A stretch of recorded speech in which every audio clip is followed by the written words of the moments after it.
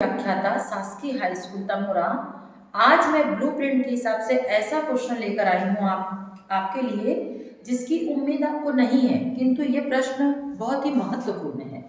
आज का जो हमारा टॉपिक है वो इतिहास से होलोकॉस्ट। आपने पुस्तक में पढ़ा होगा द्वितीय विश्व युद्ध वाले चैप्टर में, जिसके अंतर्गत मैं बहुत शॉर्ट तरीके से आपको बताऊंगी और आपको समझ में भी आ जाएगा कि मध्यकाल में यूरोप के कई देशों में यहूदियों को लेकर एक बहुत ही घृणित मानसिकता चल रही थी। उसका फायदा उठाकर हिटलर ने, जो कि नाजीवाद का जनक माना जाता है, आपको इसको याद करने के लिए बहुत ही आसान ट्रिक है।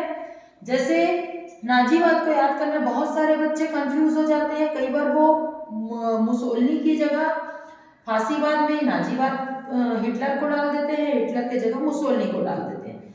तो आप इसको बहुत शॉर्ट तरीके से, हिटलर जैसे ये है और यहाँ पर नाजीवाद, तो ये एक हीना, एक शॉर्ट तरीका है, उससे भी आप याद कर सकते हो, है ना।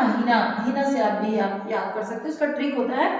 तो चलिए हम बताते हैं। तो वहां पर हिटलर ने क्या करा, यहूदियों को लेकर एक बहुत घृणित मानसिकता, और वो ये सोचता था और लोगों के बीच में वो यह परोसता था कि जर्मनी की जो भी उसके विनाश की जो जिम्मेदारी है वो ये यहूदियों के लिए ही है, यहूदियों की वजह से ही है।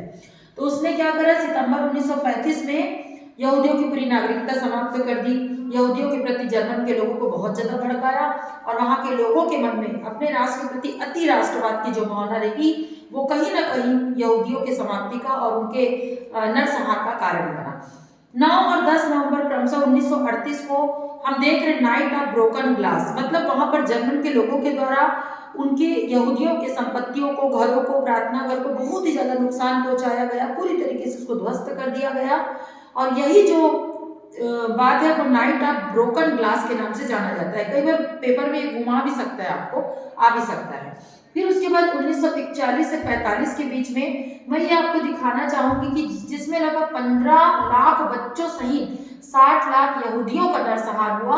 और इसमें न केवल यहूदी अपितु यहूदियों के अलावा भी लगभग 50 लाख पोलिश, रूसी और खाना बदोश जिप्सियों के नरसंहार का मामला यहाँ पर आता है। और जिसे हम बहुत ही हम कह सकते हैं कि 1941 से 45 में गैस चैम्बरों में बच्चे हो चाहे बड़े हो, बुजुर्ग हो, केवल यहूदियों के प्रति घृणित भावना को लेते हुए उनको यातना शिविर में रखा गया और यातना शिविर के माध्यम से उनको गैस चैम्बरों में डाल दिया गया और उसमें लगभग 60 लाख यहूदी मारे गए।